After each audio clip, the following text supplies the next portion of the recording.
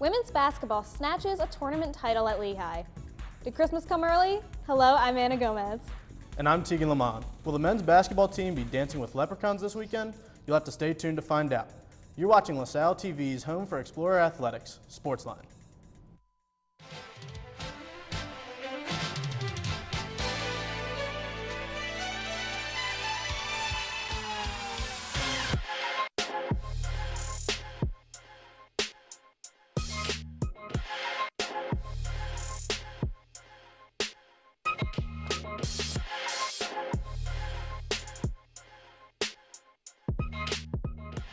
Welcome to SportsLine. Now, we're going to tell you exactly what Dancing with Leprechauns means, but before that, we have a packed show to get into all of the LaSalle sports action, and I would like to introduce our newest SportsLine anchor.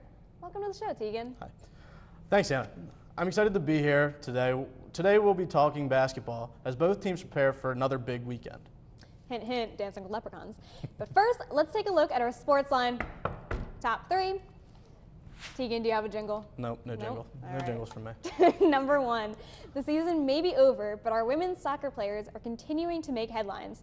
On November 28th, Kristen Hogstad and Maddie Bauer were named to the United Soccer Coaches All-East Region teams.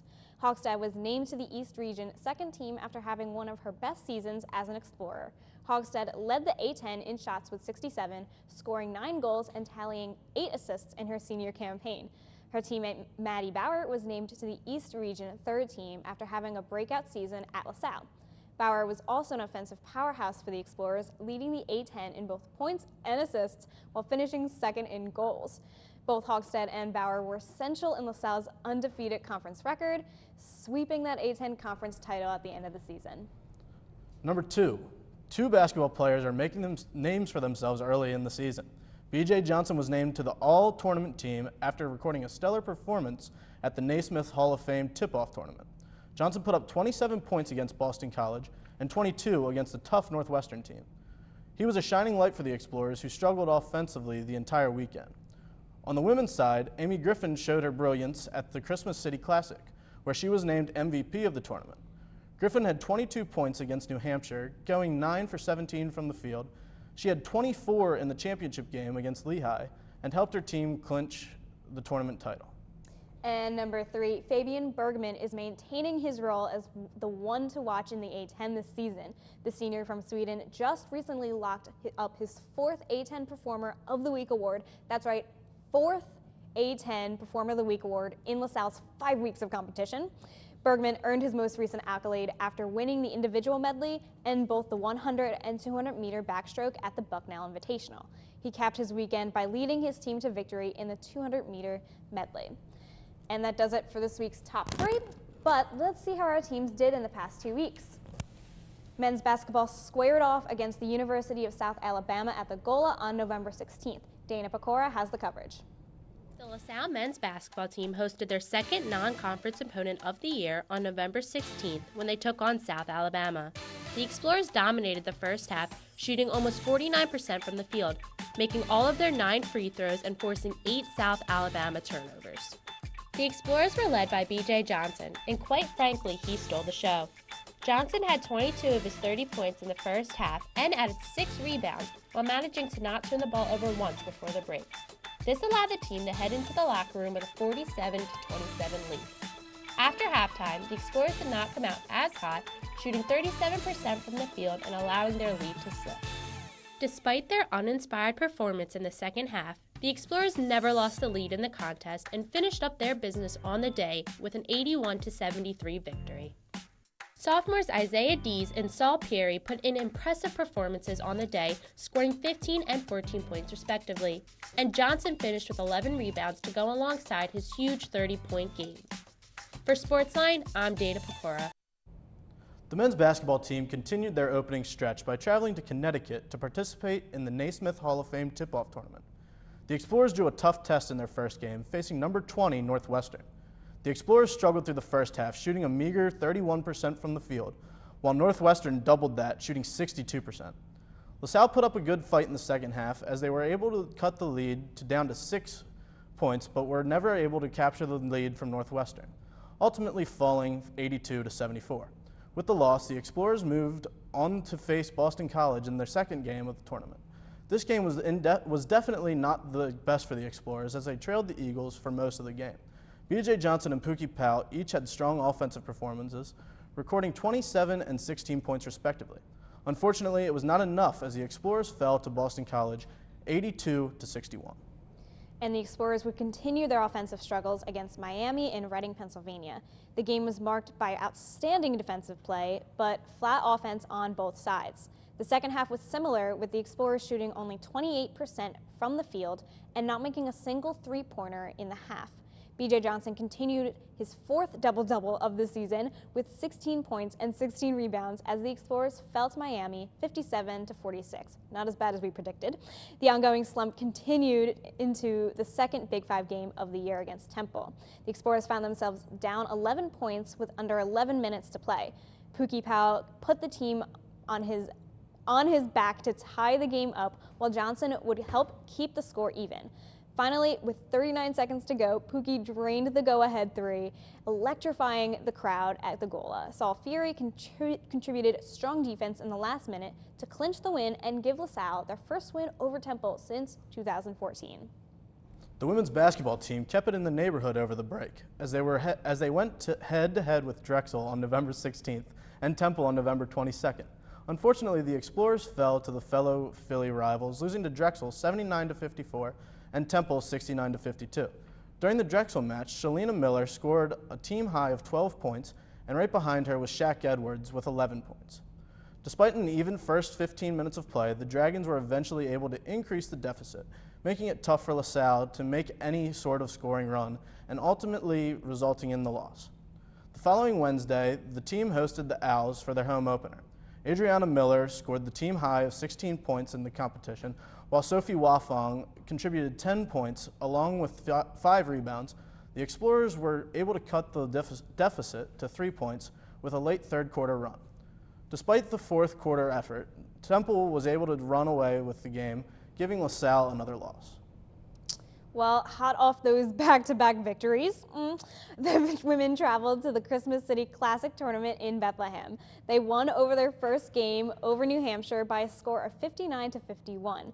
Amy Griffin led the team in scoring with 24 points. Redshirt freshman guard Shaq Edwards made sure her team had enough chances to score with an impressive 8 defensive rebounds. LaSalle's second game had a similar scoreline, with our Explorers topping Lehigh 69-61. It was Griffin again who was LaSalle's primary scorer with a total of 28 points, while Edwards grabbed another 8 defensive rebounds. The victory clinched the Christmas City Classic title for LaSalle and brought their record to an even 3-3. And the women finally returned home to the Gola, where they would face Penn. Steve, or Nick, but not Stevie Nicks, has the coverage, so take it, Nick Balkowski. On Wednesday, November 29th, LaSalle women's basketball took on Big Five rival UPenn at the Tom Gola Arena. The Explorers had a tough time containing UPenn in the first quarter, which led to the Explorers trailing 23-10. The Explorers found their rhythm in the second quarter, outscoring Penn 22-12 and sending the Explorers into halftime down by only 3 points.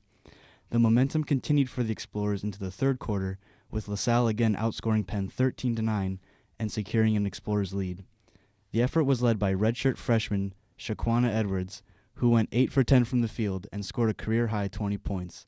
Going into the fourth quarter, Penn refused to let LaSalle get away with the lead, holding the Explorers to a single-digit lead. The Explorers were eventually able to score 7 unanswered buckets to extend the lead to 56-46 with 5 minutes left on the clock. Coming down the final stretch, Penn was able to muster an impressive comeback, cutting the lead to as low as 5 points. The victory was sealed with 4 composed free throws from the Explorers, ending the game at 66-59. For SportsLine, I'm Nick Balkowski. Men's swimming and diving competed at the Bucknell Invitational, and it was 3 days of nonstop action. On the first day, LaSalle placed third out of 8 teams. Fabian Bergman topped the leaderboard in the 200 individual medley with a time of 1 minute and 49 seconds. On day 2, the Explorers remained in third as they began the day with a win in the 200 medley relay, clocking in with a time of 1 minute and 30 seconds. And on the final day of competition, where was LaSalle placed? You guessed it, third. Bergman continued to dominate the pool, placing first in the 200 back. Diver Dylan Uratsitz placed first in the 3-meter dive, scoring a 331.8. On November 21st, LaSalle took on Penn and were defeated 179 to 115. Good effort was made by Uratsits, who won the 1-meter, and sophomore Sean Barber, who got a win in the 100 fly. The women's team found their own successes at the Bucknell Invite, where they overall finished 6th out of 8 teams, thanks to a few key performances from Olivia DiStefano, Hannah Elliott, and diver Sydney Zoppo. DiStefano took 5th in the 50 free, sandwiched between a photo finish between Old Dominion's Ashley Brum and Catherine Manth of Towson. Hannah Elliott finished 12th out of 45 athletes in the 500 free for a 5-minute, 3-second finish. And Zoppo clinched a 7th place finish in the 3-meter dive.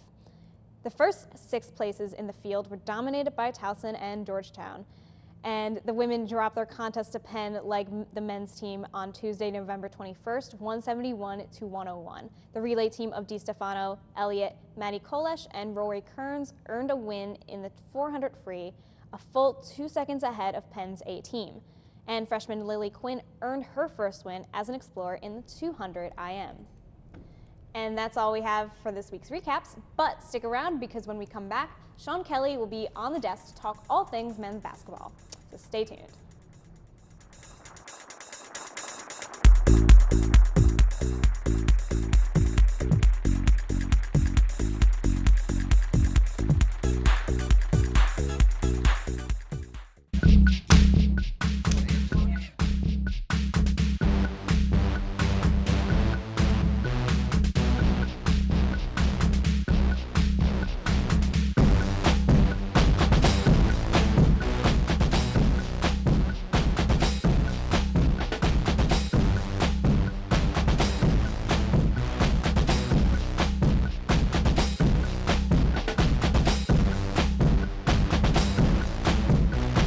What's up? Eddie Dunn here, host of LaSalle's favorite TV game show, Q&A. I'm here to tell you to keep watching LaSalle TV. It's on 24 hours a day, every day. You know what else is on 24 hours a day, every day? Nothing. Well, maybe some things, but nothing that's as important as LaSalle TV. So keep watching, or else.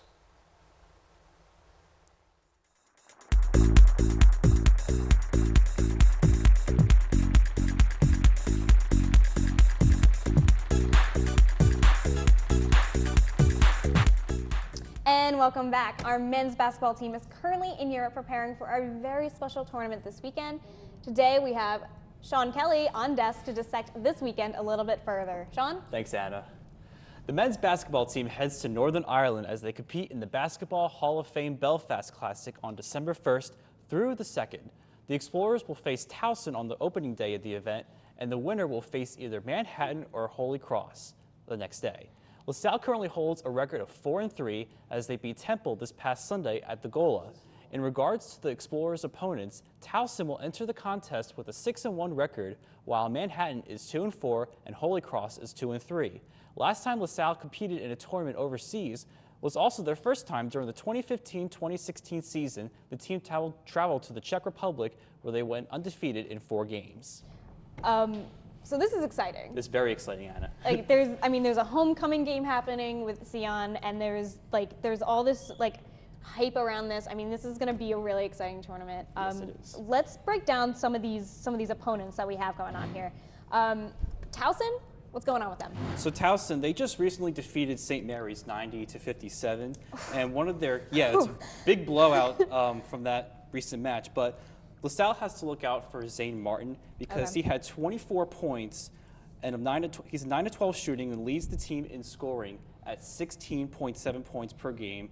While BJ, on the other hand, for LaSalle, he scores 22.1 points per game, or on average. And Martin, he shoots 40.6% from the three-point range, and they both these teams, they beat the common opponent Penn 79-71, and LaSalle beat Penn 75-71 in overtime. So we got to really look out for Zane Martin for Towson, and I have a feeling that this might be a close game because both these teams are powerful, and we can't wait to see what both these teams have in common. And we'll get to see where LaSalle is as they face Towson on December 1st. I think this is going to be the game to really watch. And I agree. I think Martin is going to be that. I mean, he's going to be a dangerous player against LaSalle. LaSalle has to look out for him as well. And, you know, LaSalle also has to make sure they get a good grip on their ball every time they go back and forth on the court, because recently I've been to the past couple games, I've been seeing a lot of turnovers from the opponents too. So LaSalle has to get a good grip on the ball, make sure that they keep on top with scoring and stuff. Seems like, again, LaSalle's drawn a pretty rough draw here in their first game of the tournament. They had Northwestern in the tournament last weekend, and now they've got Towson here. It seems like LaSalle's not getting anything really in their favor on their draw, at least. Yeah, I mean, well, we're gonna have to wait and see if the team has improved with being able to handle the ball and shooting as well. Right. We'll get to see how they do during the tournament as they face Towson. Yeah, and they've played some tough teams at this point, so they should feel like they're pretty battle tested going into it. Right, and as I kind of said, I mean, we thought Miami might be another absolute blowout, and it was not. No. I mean, they were in the game the whole time. Yeah, they hung in there. So let's go on to Manhattan, the second team that we're going to be playing. Yeah, there's a chance that LaSalle may be playing either Manhattan or Holy Cross. We'll have to determine by that as the tournament goes on. But if we play Manhattan, we got to look out for Rich Williams. Rich Williams, he missed all of last season, and he leads the team in scoring at 17 points. Oh, wow. And he missed, and he won. Manhattan won his first 2 games of the year, but they have dropped 4 straight heading into the tournament. Oof. So, if we play Manhattan, if we beat Towson, this might be a pretty good matchup. But we got to look out, of course, for Rich Williams, because you may not know what's going on. You may not know if this could be a good game, this could be a bad game. We just do not know. Yeah, and then I looked at it, and I saw they lost to Fordham. I think they lost to Fordham 70-57. Yeah, 70-57. Fordham's not supposed to be one of the better teams in the A10 this year. So hopefully, with that information, hopefully, if we get to play Manhattan, if Manhattan can beat Holy Cross and we can beat Towson, hopefully that means a tournament win for us. I don't think we should lose to Manhattan. Manhattan seems like a team that LaSalle should handle. LaSalle should be able to handle a Manhattan caliber team. So then the other potential opponent, if we beat Towson, is Holy Cross. Yes, that's right, Holy Cross. They won their first 2 games so far, the 2017-18 season, but after that they lost 3 straight. So that kind of goes along with Manhattan as well, since they lost 4 straight, and then Holy Cross lost 3 straight. And then 4 players from Holy Cross, they average in double figures, led by 14.5 points from Carl Charles. So if we get to play Holy Cross, Carl Charles is the person that we got to look out for. There's a lot of depth here. I mean, one of the things that I think for us at LaSalle, we always have this kind of fear with Powell and Johnson is, if one of them goes, I mean, we're losing a key guy on the team.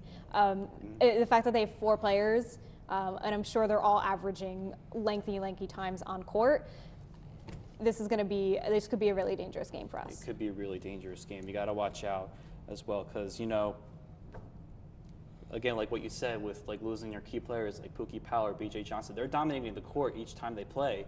And if we lose one of them, or if worst comes to worst, both of them, you know, we just don't know where it's going to go after that. Flip the table. Yeah, I mean, and might as well go home. we've talked a little bit about how good BJ has been this year, but I don't think we've talked about how good Pookie's been. Can you give us any information on that? Yeah, Pookie Powell, he scored a career-high 29 points in the last game versus Temple, and as the Explorers were trailing with under a minute remaining after the Temple game, he drilled a 3-pointer, which gave the Explorers the lead. If that wasn't for that 3-pointer, yeah, we're looking at a much different record at this point. We're looking at a team that is back where they were last year, pretty much. I mean, at this point, they're not the best they've been, but they've won 2 Big 5 games, and that's something they can hang their hats on and try to grow from that moving on. And Pookie's obviously the big key in that game. I mean, BJ put in his fair share too, but without Pookie, that team doesn't make that big run at the end. And we also can't forget about the other players too, like Saul Fury and Isaiah Dees. We haven't heard their names as much, because on the game from Temple, Saul Fury, he scored 7 points, 6 rebounds, 5 assists, and 2 steals too. Wow. So we got to give credit to him too as well, because we don't hear his name as often as we should. Yeah, he's definitely been a big step up this year. LaSalle needed somebody else to step in, and he's done it for him. And he's the man. Yeah, absolutely. We have one last thing. I mean, I alluded to it earlier, but we have a bit of a homecoming. We have our beautiful favorite Irish homecoming for Keon, and it's going to be exciting to kind of have this I'm going to say it again, homecoming. It has to be so exciting for him. Yes, a lot of his friends and family are going to make the 5-hour drive from where he's from all the way to Northern Ireland and Belfast. And hopefully he gets some playing time in, so a lot of his friends and family will get the chance to see him on the court shooting some hoops. That's going to be really special. At least the Towson game, at least for that, is going to be really special. So thank you, Sean. Really appreciate it. Awesome. And when we come back, we are going to be, oh wait, no, we have predictions first. We do have predictions about this game. So let's not cut to the break yet. Let's talk predictions. I mean, we have a lot of hope for this team, for LaSalle, going into this tournament. I predict that we're going to lose to Towson. Yeah, I agree. I don't think Towson's a team that we're ready to beat just yet. I think they're a solid team. I think they're going to take it. Yeah, we've been talking about Towson a lot, and I'm going to go with them too, because I feel like the pressure is on.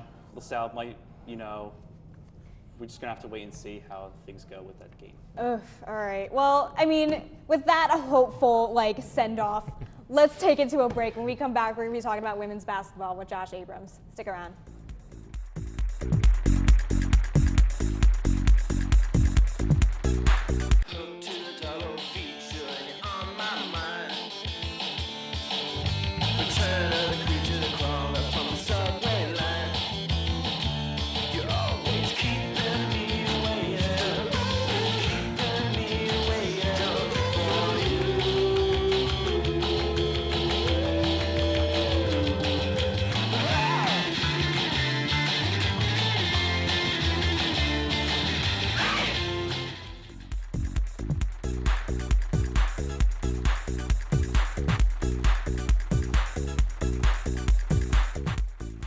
And welcome back. You're not seeing double. Don't adjust your TV set. We do have a new person on the desk to talk about the upcoming sports action here in this country. So let us welcome Josh Abrams for this week's Explorer Report. Thank you, Anna. For this week's Explorer Report, our LaSalle women's basketball team takes on the Rider Broncos, or the Bronx rather, next Wednesday in a home contest, December 6th. At home, as I said before, at 7 p.m.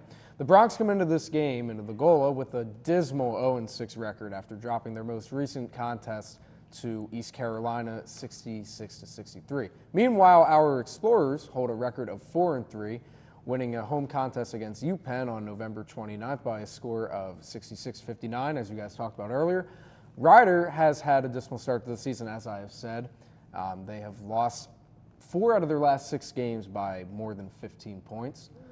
And the Explorers, on the other hand, have bounced back from 3 straight losses to the season with wins in the Christmas City Classic and, as we all know, the home win against UPenn. The Bronx are led on offense by guard Camila Haskova, Stella Johnson, and Jaden Morris, who are all point guards, I should note. While on the other side, LaSalle boasts an impressive scoring trio themselves with Amy Griffin, Adriana Miller, and Shaquana Edwards. Despite the horrific showing from Rider, LaSalle will need to play at a top-notch level, and they will need contributions from Amy Griffin. And on defense, they're going to need to get going early. And taking care of the ball will be a major key, however. The Bronx major players are smaller and like to get moving in transition. That's interesting. I'm curious what you have to say. I mean, we've talked about before how the women's team is so versatile. They're a scrappy bunch of really, really strong athletes. And I mean, with Griffin and Miller and Shaquana Edwards. Mini Shaq. She's 5'5", Yeah, definitely. Little Shaq. I mean, I'm kind of excited to see what happens with Rider. I'm really, really hopeful for this team. And I think that what we're going to see, at least in handling the ball, is they're going to be able to really handle this ball well. Yeah, this is a game where they need to get going early, but they can't get going too early, if you know what I mean. So they can't get overconfident with themselves. They can't come out with a big head.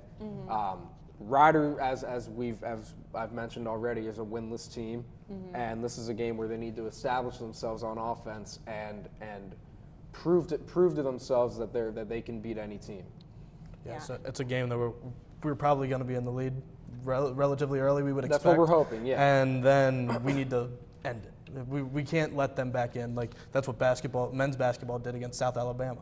They were destroying them at halftime. Let them back in in the second half. Yeah. You can't have games like that. Yeah, and this is a game where we need Griffin, Miller, and Edwards to establish themselves on offense and open things up for the younger players to get them some playing time. Okay. Well, real quick, I think we all know where we are, but let's quickly give some predictions. I believe LaSalle is going to top Rider 76-65. That's what I said. And because we beat Lafayette and Lafayette beat Rider. Simple as that. I'm going LaSalle as well. I'm going a little bit bigger than you went. I'm going 76-54. We shouldn't have any trouble with Rider. Okay. Yeah, and I'm going with LaSalle as well by a score of 68-52. Even though I do want them to get out early, I think this will be a game where they struggle to establish an early lead, and then they'll pull away towards the end as our powerful scoring trio will be too much for Rider. All right. Well, I think one thing that is important to say is, Tegan and I noted this, but I think they're going to break 70. They haven't broken 70 yet. I think this is the game where they could do it. Yeah. You know, Rider's defense hasn't been that great so far this season, so this is the game to break out offensively. All right. We're hopeful. Not as hopeful with the Towson game, but we're hopeful for the women's team. And that just about wraps it up for us this week. If you can't make it out to see the Explorer Report, or the one in Belfast, Ireland, you're not going to be able to make that one. But be sure to tune in next week for our coverage and keep up with this weekend's other sporting events by visiting goexplorers.com or check out this week's edition of The Collegian. Also, check us out on Facebook at facebook.com/LaSalleTV and on Twitter at SportsLine LTV. We welcome you to send us your thoughts and suggestions there. For Dana, Sean, and our SportsLine team, I'm Anna Gomez. And I'm Tegan Lamont. Thanks for joining, and we'll see you at the game. And I'm Dana Pecora.